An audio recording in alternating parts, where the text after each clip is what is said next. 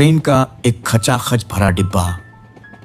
मनसुख लाल खिड़की वाली सीट पर बैठा है, लेकिन उसका ध्यान बाहर के नज़ारों पर कम और अपने अंदर चल रही उथल पुथल पर ज्यादा है। उसके साथ वाली सीट पर एक बुजुर्ग बैठे हैं जो उसे गौर से देख रहे हैं। माफ करना भैया, पर तुम्हें देखकर लग रहा है कि बड़े परेशान हो। सब खैरियत तो है? नहीं चाचा जी, ऐसी कोई बात नहीं। बस यूं ही अपने गांव जा रहा हूं कई सालों बाद। अरे ये तो बड़ी अच्छी बात है। कौन सा गांव है तुम्हारा? देवगढ़ गांव है। देवगढ़ का नाम सुनते ही बुजुर्ग के चेहरे के भाव बदल जाते हैं। उनकी आंखों में एक अजीब सी सतर्कता आ जाती है। देवगढ़? ठाकुर राम सिंह के गांव? जी, आप जानते हैं सरपंच साहब को? मैं उन्हीं के पड़ोस में रहा करता था बचपन में। जानता तो हर कोई है उन्हें।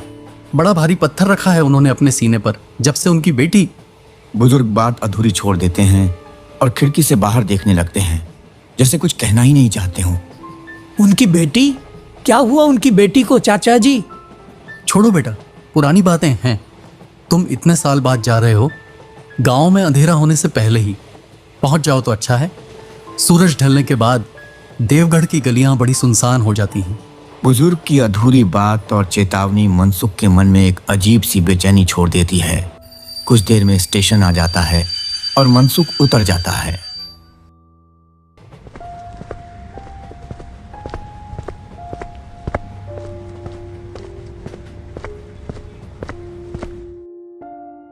ठाकुर राम सिंह जी के घर तक चलोगे? सरपंच साहब के घर? जरूर बाबूजी, बैठिए। कोई रिश्तेदार है उनके? नहीं, पुराना पड़ोसी हूँ। पिताजी का घर है वहीं। ऑटो गांव की ओर बढ़ता है। रास्ता संकरा और ऊबड़ खाबड़ है। दोनों तरफ घने पेड़ हैं जो रास्ते पर अंधेरा कर रहे हैं। आप तो बड़े सही वक्त पर आए बाबूजी, दिन के उजाले में।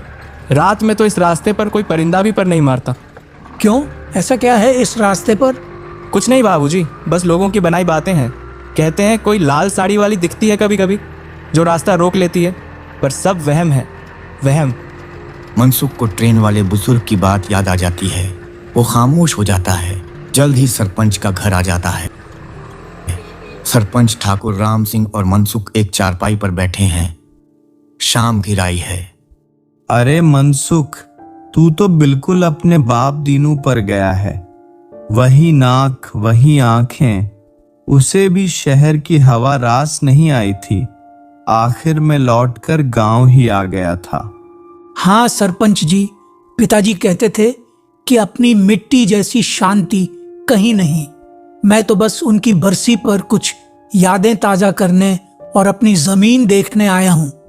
अच्छा है, यादें ही तो रह जाती हैं इंसान के पास। मेरी भी हैं कुछ जो सोने नहीं देती। खैर छोड़, तू बता रात को कहाँ रुकेगा? मेरा घर तो तेरा अपना ही है। नहीं सरपंच जी, मैं आपको तकलीफ नहीं दूंगा। सोचा है एक रात अपने पुराने घर में ही गुजार लूं। पिताजी की रूह को भी सुकून मिलेगा। यह सुनकर सरपंच का चेहरा उतर जाता है। वो चिंतित नजर आने लगते हैं। बेटा जिद मत कर, वो घर अब रहने लायक नहीं है। सालों से बंद है, सांप बिच्छू का डर, और फिर रात में अकेला। वहां का माहौल ठीक नहीं है। आप चिंता न करें, मेरे पास टॉर्च है और बस एक रात की ही तो बात है। सुबह होते ही सब देखभाल कर निकल जाऊंगा। ठीक है, जैसी तेरी मर्जी। पर अगर कोई भी दिक्कत लगे, जरा भी अजीब लगे, तो बिना सोचे सीधा मेरे पास यहाँ चला आना। दरवाजा तेरे लिए हमेशा खुला है। मनसुख सरपंच से विदा लेकर अपने पुराने खंडहर हो चुके घर की तरफ चल देता है। रात अब पूरी तरह से घिर आई थी। मनसुख अपने पुराने घर के टूटे हुए दरवाजे को धक्का देकर खोलता है। अंदर चमगादड़ों के फड़फड़ाने और किसी जानवर के भागने की आवाज आती है। हवा में धूल और सीलन की एक भारी गंध है। हालत तो सच में बहुत खराब है। सरपंच जी ठीक ही कह रहे थे। रोशनी में दीवारों पर लगे जाले, बिखरा हुआ पुराना सामान और धूल में सने अपने बचपन के निशान दिखते हैं।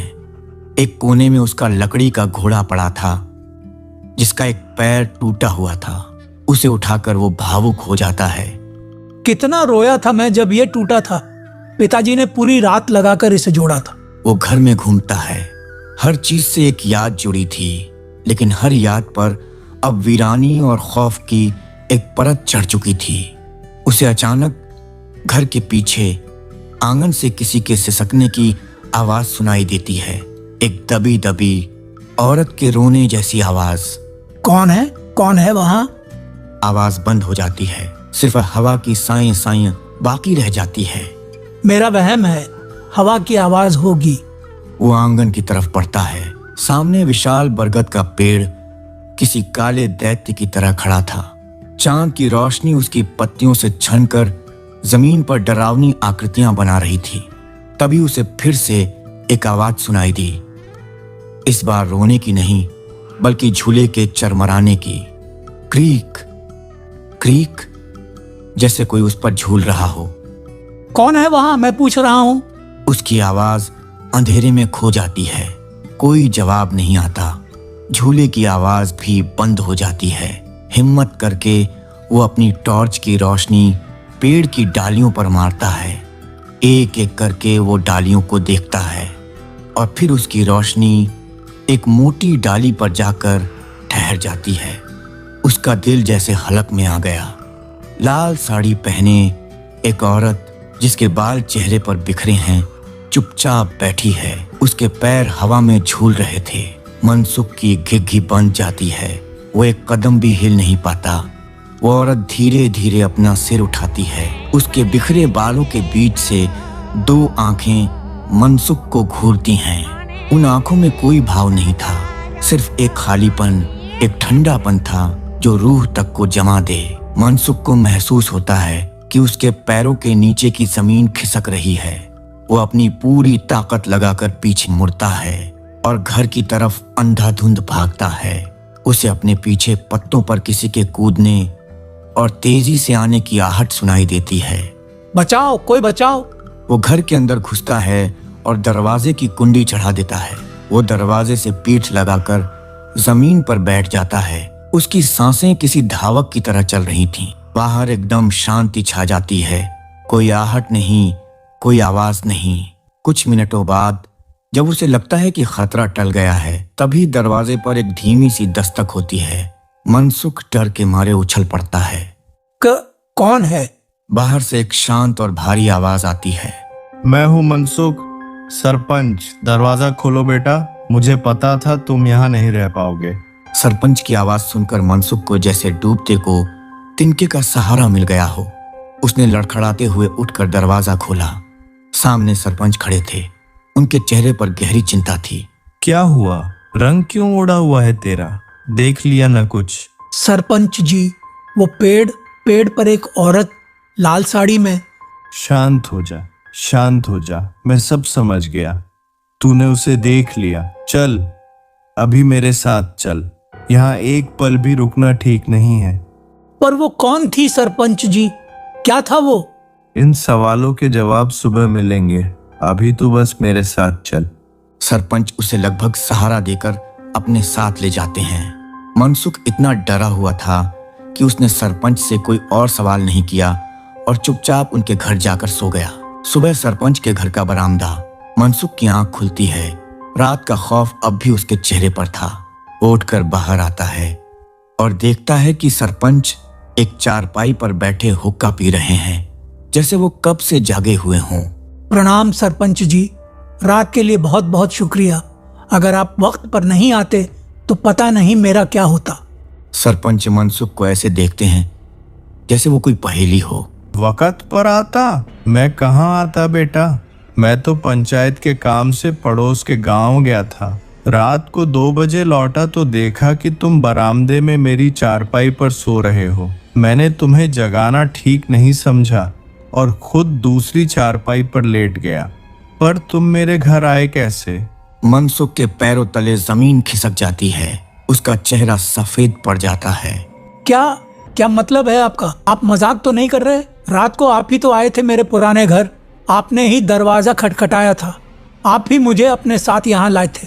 सरपंच की आंखों में अब डर की लहर दौड़ जाती है। वो खड़े हो जाते हैं। दीनू की कसम खाकर कहता हूँ बेटा, मैं रात को तेरे घर नहीं गया। अगर मैं नहीं था तो फिर कौन था जो तुम्हें मेरा नाम लेकर यहाँ तक लाया? दोनों एक दूसरे को खौफ से देखते हैं। सरपंच को जैसे सब कुछ समझ आ जाता है। मुझे ये बताओ, तुमने उस औरत को कहाँ देखा था? उसी बरगद के पेड़ पर। रीमा, वो मेरी बेटी रीमा थी। आज से 10 साल पहले इसी दिन उसने उसी पेड़ के नीचे खुद को आग लगाकर जान दे दी थी। जान दे दी थी? पर क्यों? मेरी वजह से, मेरी झूठी शान और इज्जत की वजह से। वो गांव के एक मास्टर के लड़के से प्यार करती थी। लड़का नेक था, काबिल था, पर हमारी बिरादरी का नहीं था। मैंने साफ इनकार कर दिया। उसकी शादी एक बड़े घर में तय कर दी, बिना उसकी मर्जी जाने। जिस दिन बारात आनी थी उस दिन वो हमेशा के लिए खामोश हो गई। मरकर भी वो इस गांव से जा नहीं सकी। उसकी आत्मा भटकती है यहीं, पर वो किसी को सताती नहीं। शायद उसने तुम्हें डरा हुआ देखकर मदद करनी चाहिए और मेरा रूप धरकर तुम्हें यहाँ सुरक्षित ले आई। सरपंच फफक फक कर रो पड़ते हैं।